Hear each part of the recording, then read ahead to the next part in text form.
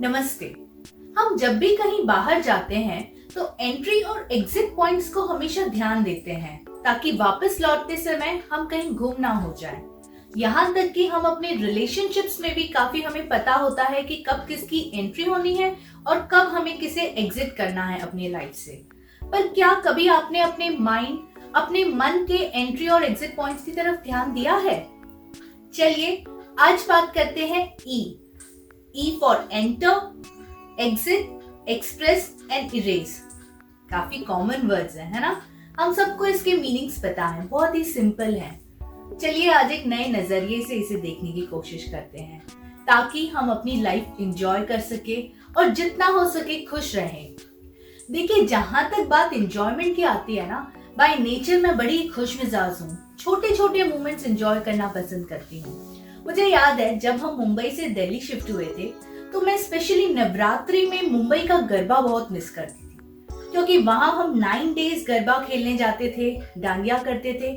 और जहां हम रहते हैं दिल्ली में, वहां पे 1 या 2 days at the end of the 9 days हम करते थे। तो मुझे काफी याद आती थी वहां की। एक दिन क्या हुआ, मैंने ऑफिस से आने के बाद में काफी अपसेट फील कर रही थी और मैंने जब देखा तो फाल्गुनी पाठक का लाइव वीडियो आ रहा था गरबा का, स्ट्रेट फ्रॉम मुंबई। तो बस सोचना क्या था, मैं चालू हो गई और मुझे पता ही नहीं चला कि मैं 45 मिनट्स अकेले अपने घर पे कंटिन्यूअस गरबा कर रही थी। And my husband told me in the end कि यार तुम तो खुद में ही मस्त हो, जितना तुम घर पे अकेले गरबा कर रहे हो उतना मैं शायद प्लेग्राउंड में जाके भी एंजॉय नहीं कर पाऊँ। तो मैंने उनसे कहा कि गरबा रास लीला का असली मतलब तो यही है कि आप खुद में रम जाओ, आप खुद में एंजॉय करो। अगर इंजॉय का हम रियल मीनिंग देखें तो वो है इंजॉय, आंतरिक जॉय, इनर जॉय, है ना? मुझे इंजॉय करने के लिए अगर एम्बियंस मिल जाए, माहौल मिल जाए तो भी ठीक, किसी की कंपनी मिल जाए तो भी ठीक, और ना भी मिले तो क्या, मैं तो खुद की कंपनी एंजॉय करती हूँ। मुझे खुद को मजा करना है जो मैं करती हूँ।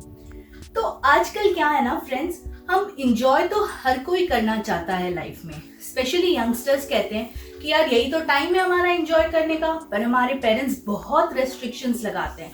ऐसे मत करो, वैसे मत करो, यहाँ मत जाओ, वहां मत जाओ, इससे बात मत करो, उससे बात मत करो। हम एंजॉय कब करें, कैसे करें? दोस्तों, एंजॉयमेंट के लिए आपको कोई नहीं मना कर रहा। खूब एंजॉय करो अपनी लाइफ, एक ही जिंदगी मिलती है, खुश रहना चाहिए हमेशा। पर जो आपका तरीका है एंजॉय करने का, उस पे हमें थोड़ा सा फोकस लाने की जरूरत है। जो हम एंजॉय कर रहे हैं, जिसे हम एंजॉयमेंट का मीन्स समझ रहे हैं, वो क्या सच में परमानेंट एंजॉयमेंट है या टेम्पररी है? जैसे किसी किसी को घूमने में मजा आता है, किसी को ड्रिंक करना, स्मोक करना दे एंजॉय, कोई एंजॉय करता है रेस्टोरेंट में जाके खाना खाना, कोई एंजॉय करता है डिस्क में जाके अपना डांस करना, है ना, डीजे के बीट्स पे। तो आपको ये देखना है कि वो जो एंजॉयमेंट है वो टेम्पररी है या आप घर पे आने के बाद फिर से अलूफ फील करते हो। आपके साथ ऐसा होता है? तो हमें ये ध्यान रखना है कि हम जो एंजॉयमेंट की बात कर रहे हैं वो हमें अपने अंदर से आना चाहिए। You should feel that inner Joy. खुद में अपना जॉय ढूंढो, अपने मन में, अपने माइंड में। तो वो कैसे होगा? जिस माइंड आपका माइंड जो है वो वेल बैलेंस्ड है, आप कितने सिंपल हो in your life, how much honest you are, कितने एथिकल हो। अगर आपका मन जो है काफी वेल बैलेंस्ड है तो आप जनरली काफी खुश रहोगे, काफी मजेदार आप अपना जीवन व्यतीत करोगे। देखिए क्या होता है ना कि अगर आप मैं बोलूं कि अगर आप क्या होता है ना, कभी कभी आप कहीं खुले आसमान में जाके भी बहुत ही एंजॉय करते हो, आपको बहुत ही अच्छा लगता है, सुकून मिलता है। और कभी कभी आप अच्छी 5 स्टार होटल की फैसिलिटी वाले अच्छे से आरामदायक गद्दे पे सो के भी आपको मजा नहीं आता है। तो ऐसे क्यों? क्योंकि जो वो संतुष्टि है वो आपके मन के भीतर है। फैसिलिटीज में उसे ढूंढने की कोशिश मत करो। अगर सोचो, अगर आप कोई पैलेस को देखने गए हो घूमने के लिए, है ना, कहीं पे टूरिस्ट स्पॉट पे गए हो, वहां पे कोई गेट कीपर नहीं है, कोई रेस्ट्रिक्शंस नहीं है, आपको कोई पास दिखाने की जरूरत नहीं है। बस आप अंदर जाओ और वहां का मजे लो। वहां जो जो एंटिक पीसेस रखे हैं उसे आप देखिए, एंजॉय कीजिए, फोटोज लीजिए उनके साथ। ठीक उसी तरीके से आप काफी लंबे टाइम से अपने मन के दरवाजे पे खड़े हो। कभी भीतर झांकने की कोशिश की? कभी अपने मन को टटोला कि मेरे मन में क्या है? कितनी अच्छी खूबसूरती छुपी हुई है मेरे मन में, कितने अच्छी अच्छी स्ट्रेंथ्स है मेरे अंदर जिन्हें मैं इंजॉय कर सकता हूँ अगर मैं रोज उनको एक एक अपनी आंतरिक उसको देखने की प्रयास करूँ। हो सकता है कोई बोले कि यार मेरी आधी जिंदगी तो निकल गई, अब मुझे अपने मन में झांक के करना क्या है। अरे ट्राई तो करो, क्या पता बाकी की जिंदगी बड़े मजेदार तरीके से निकले। तो जैसे मैंने स्टार्टिंग में कहा था कि आपको अपने मन के एंट्री और एग्जिट पॉइंट्स पे फोकस करना है। कैसे फोकस करना है?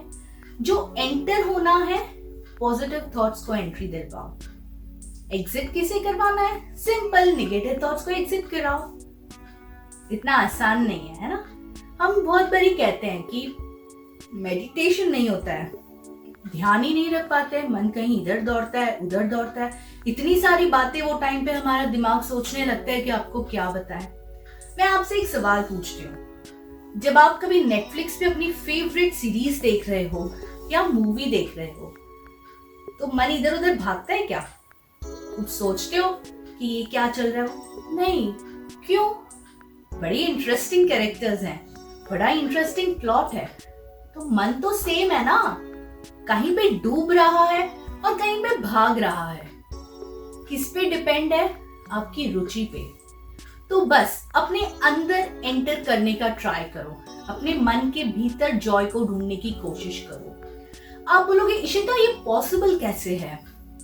फ्रेंड्स, बहुत ही सिंपल तरीका बताती हूँ। हमारे मन में आजकल बहुत ही मैल है, बहुत ही पाप है, अपवित्रता है, कहीं ना कहीं किसी को देख के हमारे मन में कुछ आ जाता है, हमारे नजरिया शायद उतना अच्छा नहीं है। तो जैसे जैसे आप अपने भीतर की पाप और मैल की परत को साफ करते जाओगे ना, उतने ही अपने मन को, उतने ही अपने मन की सुंदरता को उसमें आप एंटर कर पाओगे।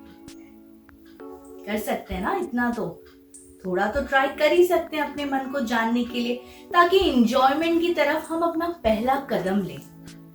तो आज से एक कोशिश कीजिएगा, हर रोज नहीं तो हफ्ते में एक दिन, हफ्ते में नहीं तो महीने में एक दिन, महीने में नहीं तो 2020 जब हमारा एग्जिट के कगार पे है और हम 2021 में एंटर करना जा रहे हैं, उस वक्त अपनी एक अच्छाई तो भी सोचो, उसको और निखारने का प्रयास करो। और जो आपकी बुराई है, जो आपकी कमी है, जो आपके मन का मैल है, उसे आखिरकार एग्जिट का दरवाजा दिखा ही दो। तीसरी बात आती है एक्सप्रेशन।